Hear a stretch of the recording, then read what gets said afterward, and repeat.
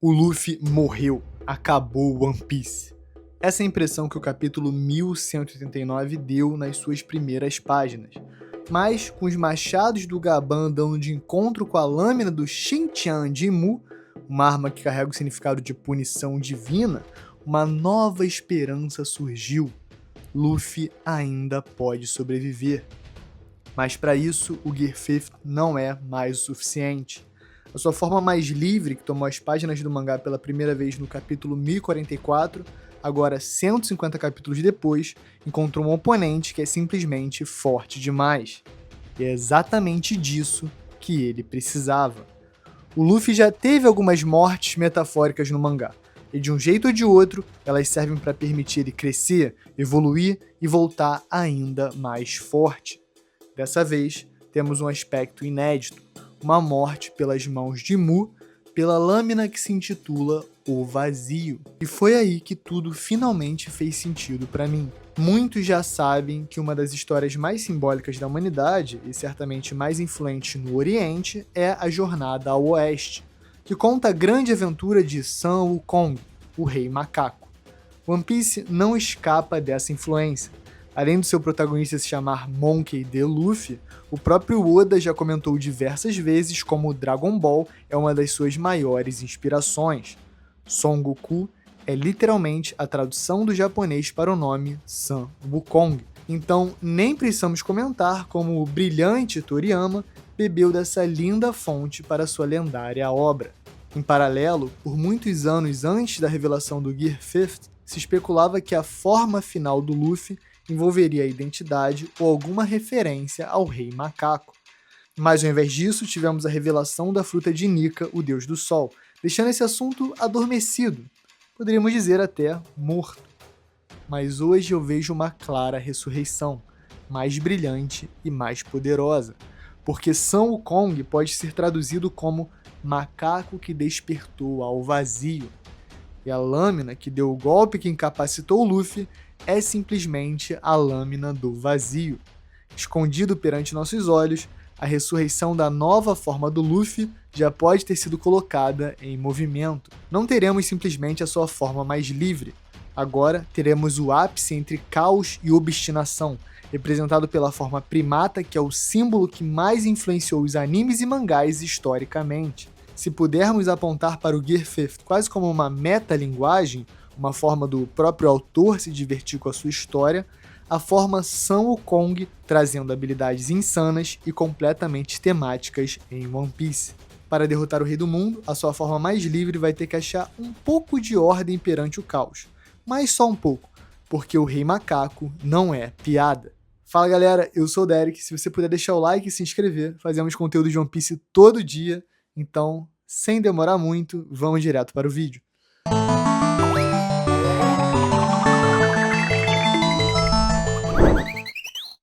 A morte do Luffy no capítulo 1189 é o ponto ideal para o despertar de uma nova habilidade.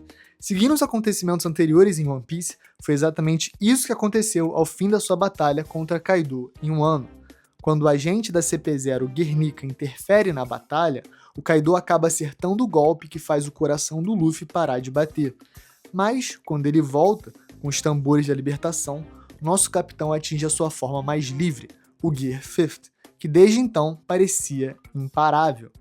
Além de derrotar o Kaido, ele ainda saiu por cima contra o Almirante Kizaru e o próprio Rob Lute despertado, sem contar a sua grande batalha contra Jay Garcia Saturno e o resto dos Gorosei em sua forma demoníaca. Mas essa sequência livre e poderosa chegou ao fim com um som cruel e cortante. A lâmina do vazio penetrou o peito do Luffy, o empalando contra uma árvore, encontrando companhia com outra espada fundadora nomeada de Fragarak, uma referência à mitologia celta. É de longe o golpe mais brutal que o Luffy recebeu desde a última vez que seu coração parou contra Kaido. Então esse é o momento para o despertar final da Hito Hito no Mi, modelo Nika, Deus do Sol. Mas antes disso, tudo começa com a jornada ao oeste.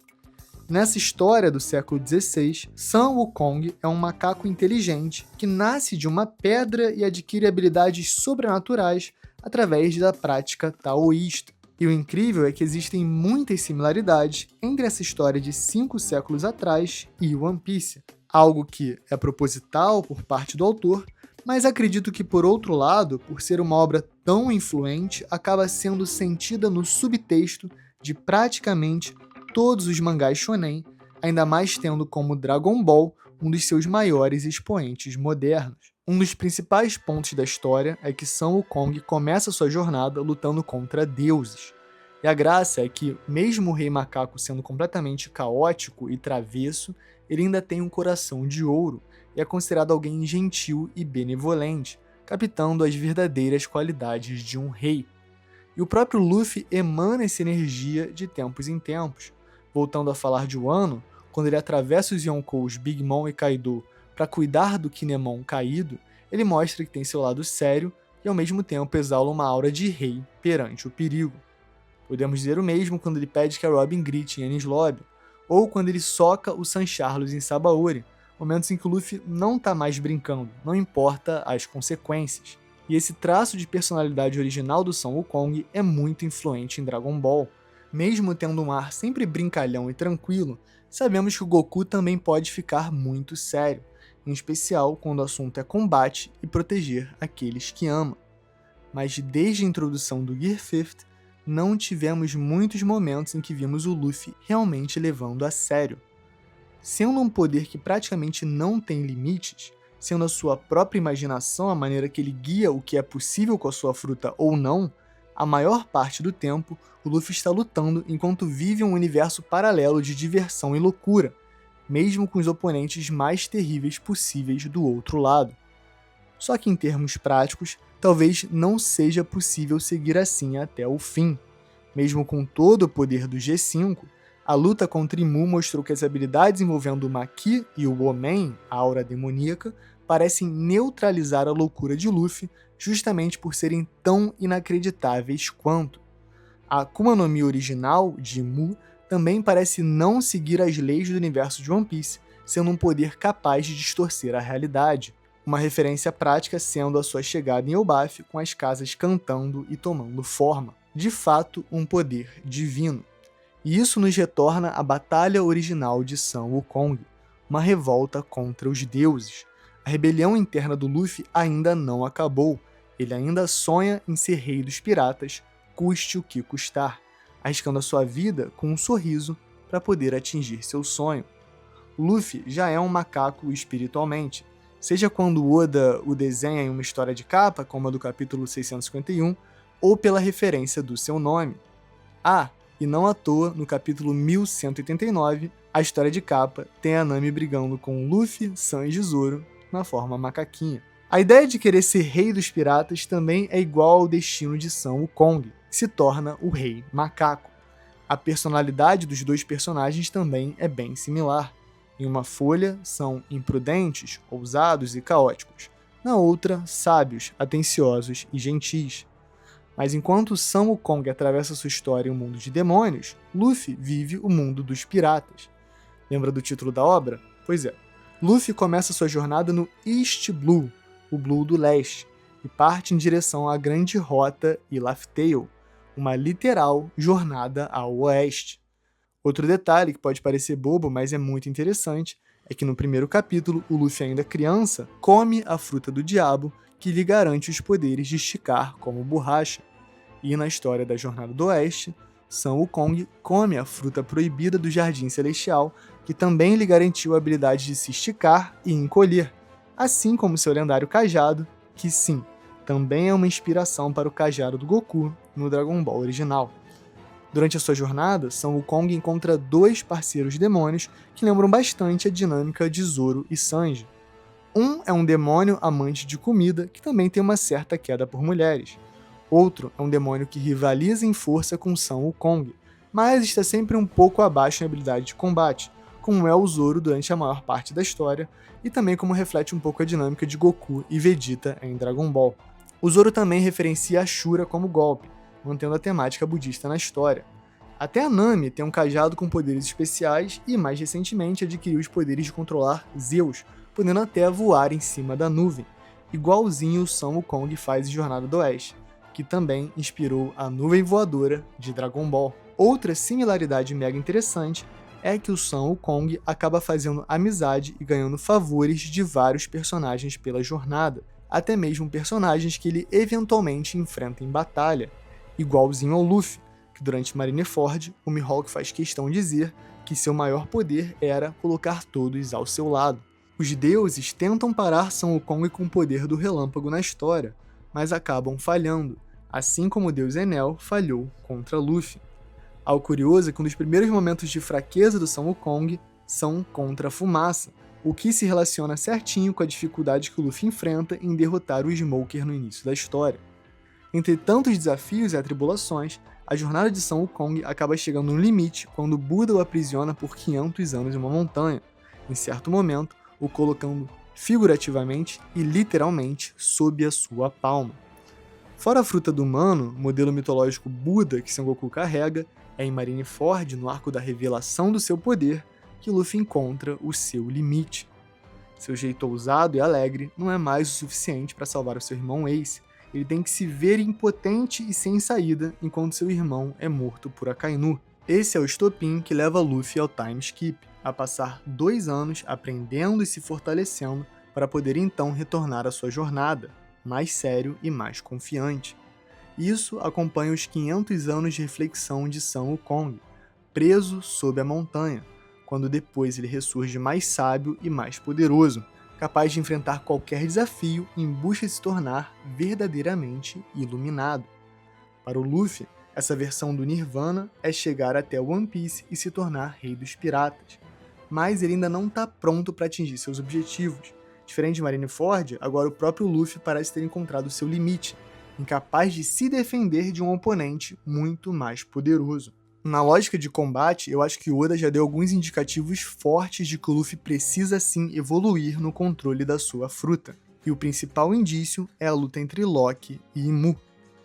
Loki foi apresentado como esse personagem poderosíssimo, um descendente de gigantes ancestrais que é o usuário da fruta lendária de Elbaf, a Zoan do dragão modelo Nidhogger, além de empunhar o também lendário martelo Ragnir, que carrega o poder da fruta Zoan modelo esquilo Ratatoskr.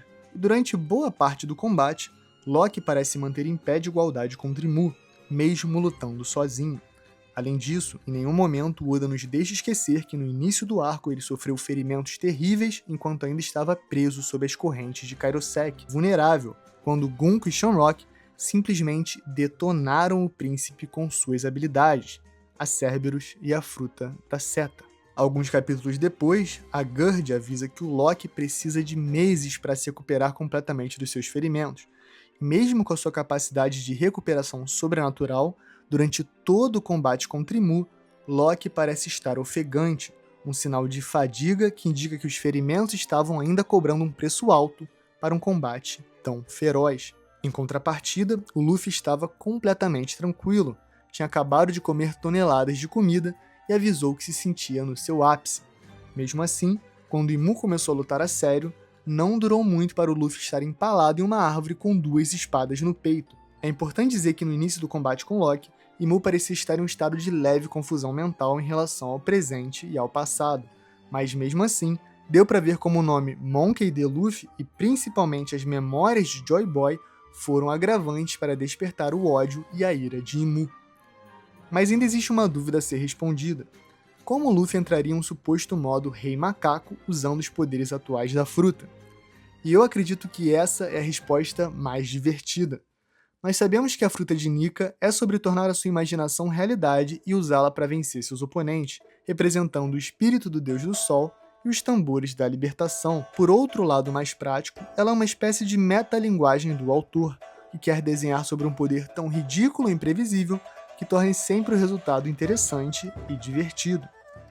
E eu acredito que Sun Wukong se encaixa perfeitamente nesses conceitos, porque sua própria história é a mais influente entre todos os animes e mangás.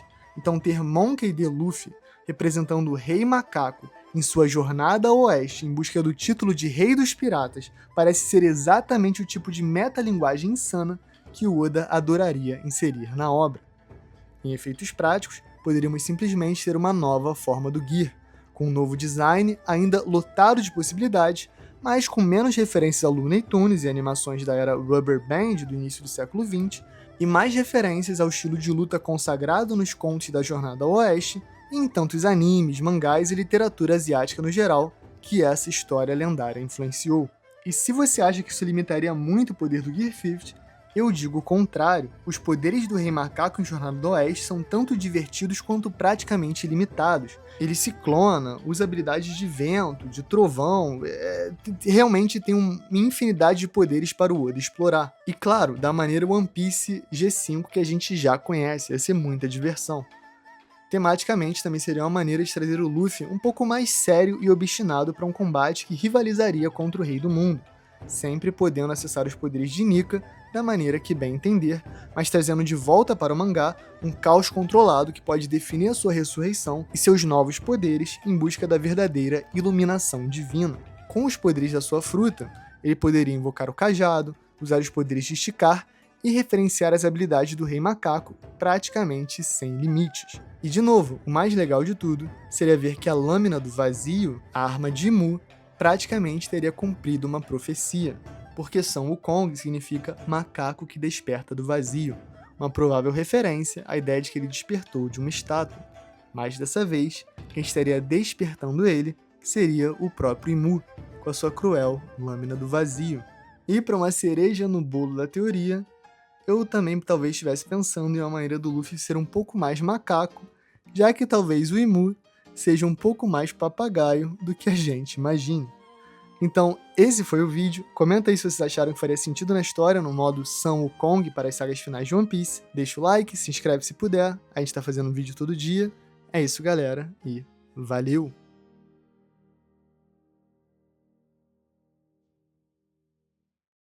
Pode Palha Secreto. Eu vi a Odisseia do Nolan no cinema. Eu achei bem maneiro. Eu achei muito legal. Eu acho que é um filme que vale mais a pena ir no cinema. E de 5 estrelas eu daria 4. 4 de 5. Cinemão. Agamenon, bela armadura. A resenha foi dada. E eu achei muito hype quando ele pegou o arco e fez. Pum, muito bom. Grande filme. É isso, galera. Valeu.